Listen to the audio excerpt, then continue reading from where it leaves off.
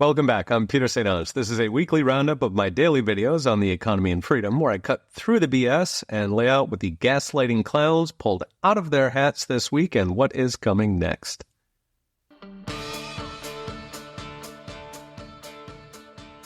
Black Friday sales hit a fresh record, up almost 8% on the year. Unfortunately, it was all inflation. Unit sales were actually down. Meanwhile, buy now, pay later soared to almost a fifth of holiday shopping as poor and young Americans sleepwalk into debt slavery. The numbers come from Adobe, who tracked nearly 1 trillion visits to retail sites. They found customers spent $44.2 billion between Black Friday and Cyber Monday, up 7.7% on the year. The kicker is units dropped 8%, so we paid more and we got less. Beyond inflation, there were a couple themes. First, the mom and pop store is dead. In-person traffic fell 6% from last year. Second, AI is taking over, with AI-driven purchases rising 800% to influence almost a quarter of online purchase decisions, according to Salesforce.com. Finally, buy now, pay later, which was up a quarter on a year ago to 60 million people. Buy now, pay later delinquencies are up 22% this year, even worse than credit cards.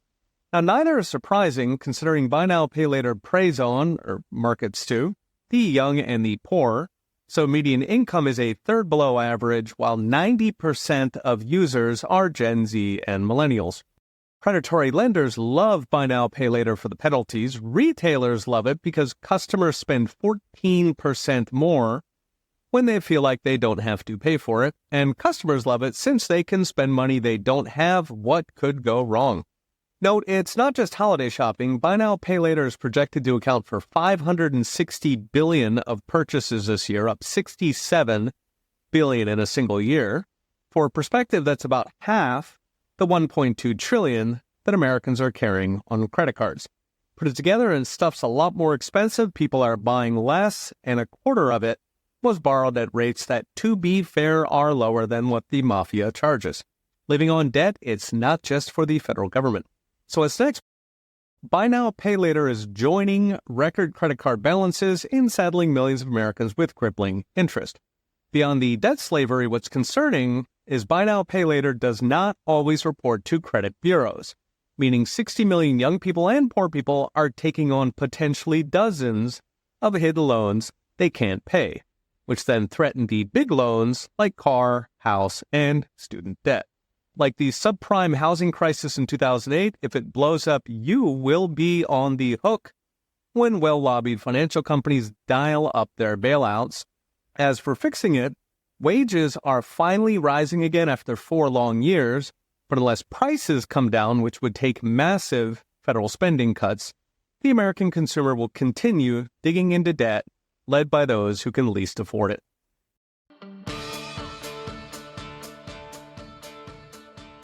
America's blue-collar renaissance is running into the wood chipper of a failed progressive education system that's left tens of millions of Americans with zero skills. Turns out government schools and progressive universities can't teach. Last week, Ford CEO Jim Farley warned he can't fill 5,000 mechanic jobs paying $120,000 a year, adding that right now there's over 1 million unfilled skill jobs across the country, including 400,000 high-skill manufacturing jobs. And it'll get worse as Trump strong-arms trillions of manufacturing investment in his trade deals. Meanwhile, a study by Deloitte found more than half of manufacturing firms say finding and keeping skilled workers is their top struggle. Worse than sales, worse than competition, even worse than regulation.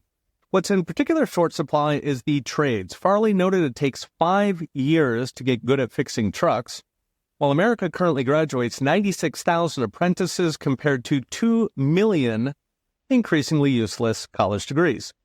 For perspective, most jobs in America are blue-collar, but they get 1/20th the openings, while we're tripping over educated idiots. In fact, since 1970, college grads went from 1 in 4 adults to almost 2/3.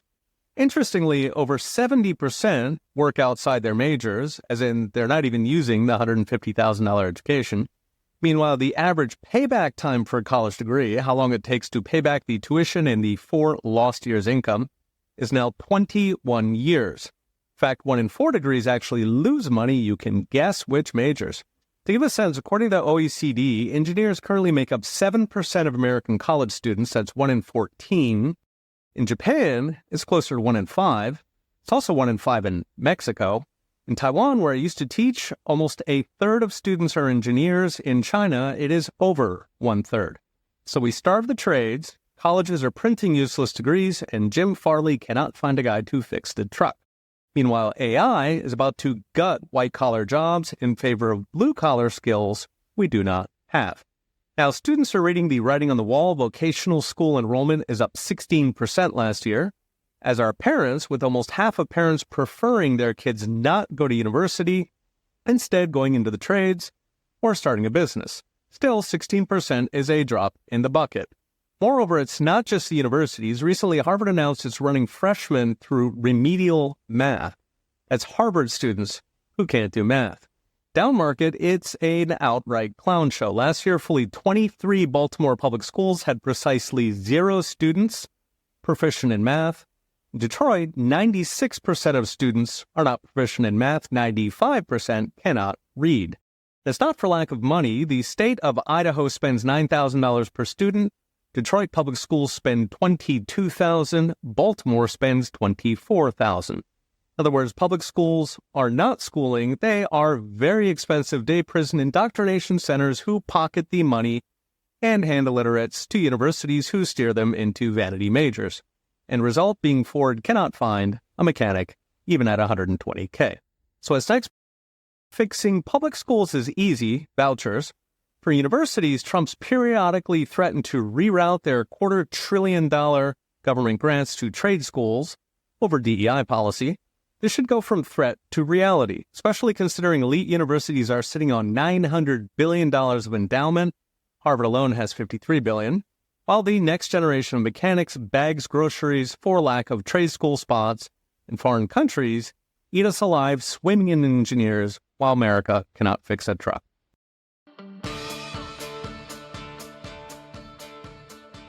A word from our sponsor. If you own gold, and many of you do, you already understand how it protects your wealth from the insanity coming out of Washington.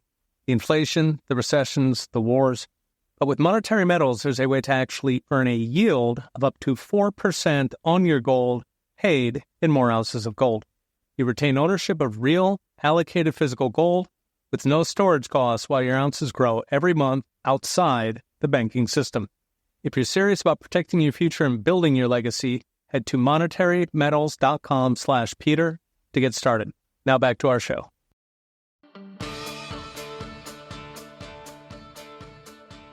Japan is closing in on the government debt endgame. Has the fiat collapse chosen its first big target? Last week, Japanese bond yields soared to 40-year highs as fears grow that Japan's out-of-control debt will lead to out-of-control inflation. The trigger was yet another $135 billion stimulus package. That's almost $1 trillion in U.S. terms. Printing government debt hand over fist to buy a couple more months for Japan's debt-swamped zombie economy. The package sent bond yields soaring as markets bet Japan's inflation will keep rising, while raising fears whether Japan can handle its colossal government debt that's equivalent to $70 trillion in U.S. terms. This puts Japan in a no-win situation. If it keeps rates low, the zombie economy keeps going, inflation keeps rising, the yen crashes, import prices soar, and Mrs. Watanabe, who votes, cannot afford rice. But if they hike rates, interest payments on government debt spirals out of control, while Japanese businesses are starved of capital, so tax revenue collapses.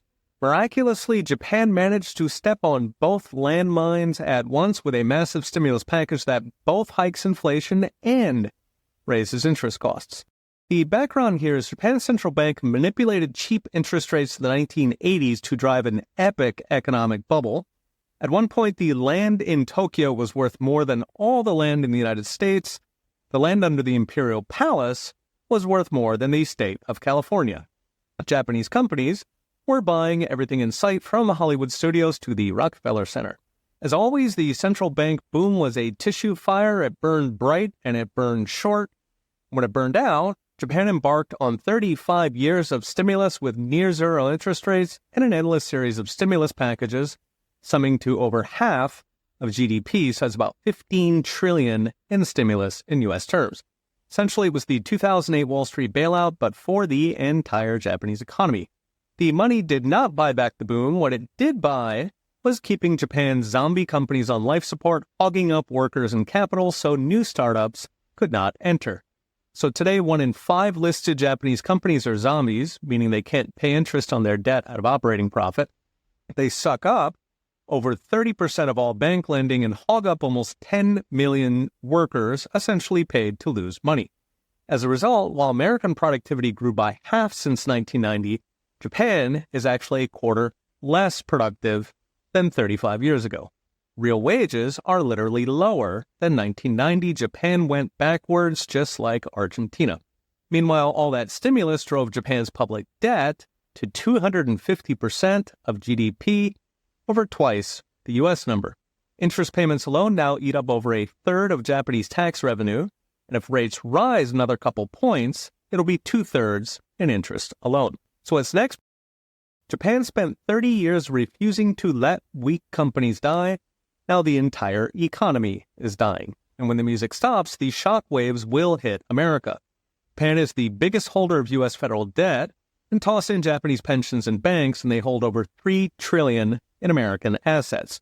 So if Japan hits the fan, these will be liquidated, tanking American stocks and bonds, while crushing the so-called yen carry trade that's driven the global everything bubble since COVID. The only solution is for Japan to massively cut government spending, which will not happen since it would set off the worst recession since World War II. So Japan is stuck, sleepwalking, buying time with stimulus, and praying that markets don't wake up.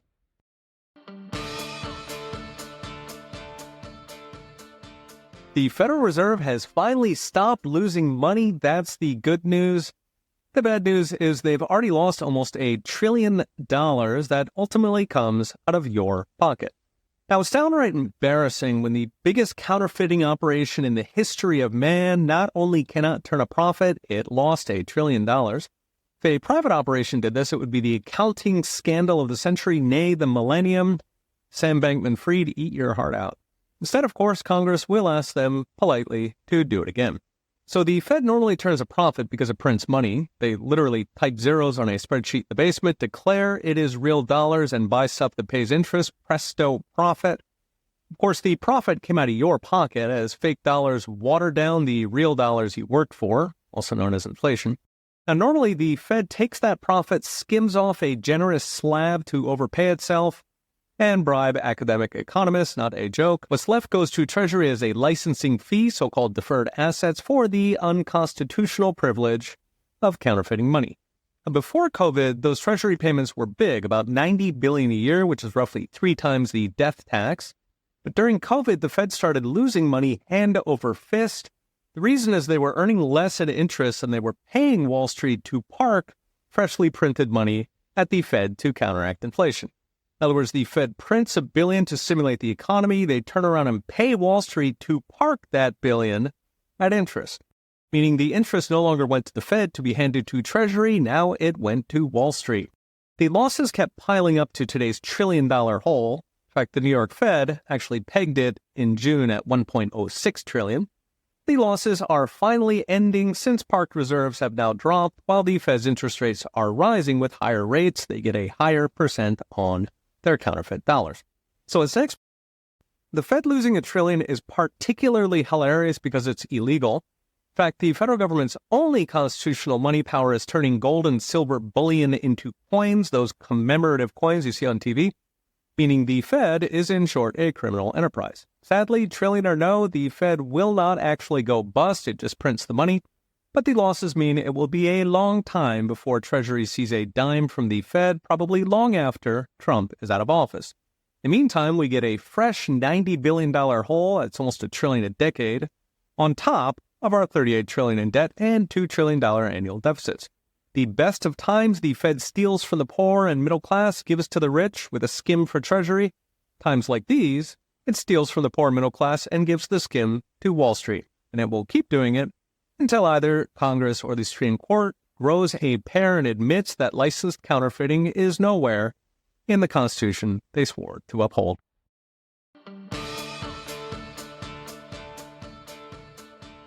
A word from our sponsor. One of the best ways to secure your Bitcoin is with a hardware wallet, a physical device that lets you keep your coins offline without internet connection. One of the most trusted names in hardware wallets is CoinKite, maker of the famous block clock. CoinKite devices are made in Canada and they're run by passionate Bitcoiners who've been at this since 2012, back when Bitcoiners were trading in person at swap meets. You can pick up hardware wallets and plenty of other goodies at coinkite.com/ProfSaintAnge. That's CoinKite.com/ProfSaintAnge. Okay, back to our show.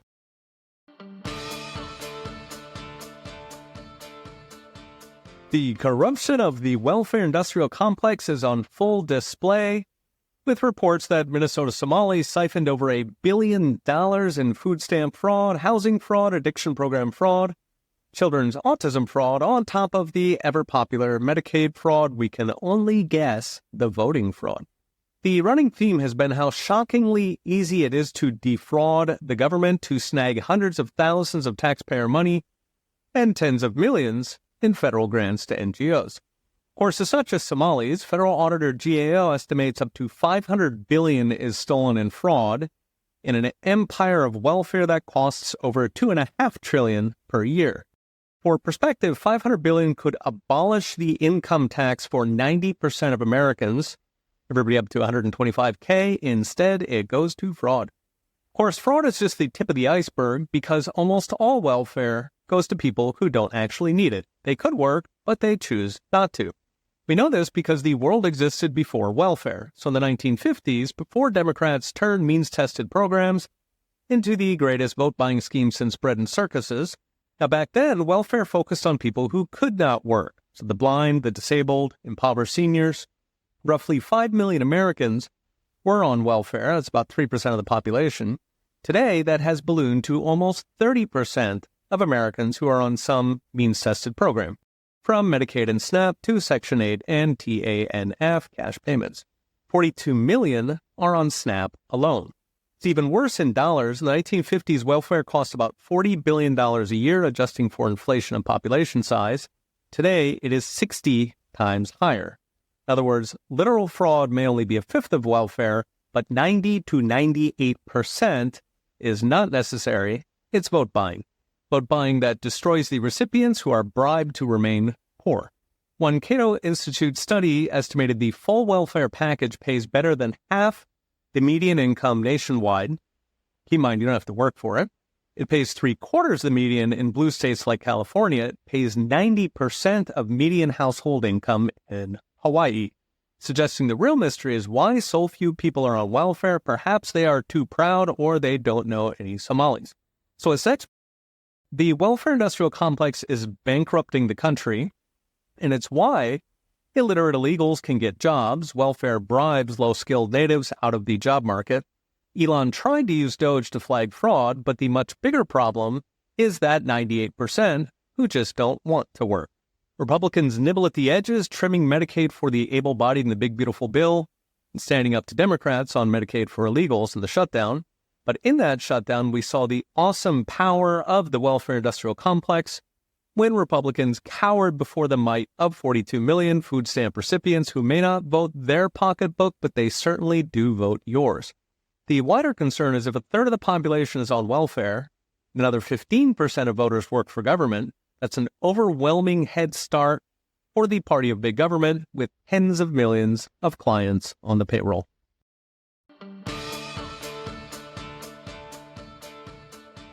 Thanks for tuning in. Remember to subscribe so you don't miss an episode, and go to petersaintange.com for daily videos and in-depth articles with charts and all the gory details. Okay, we'll be watching. See you next time.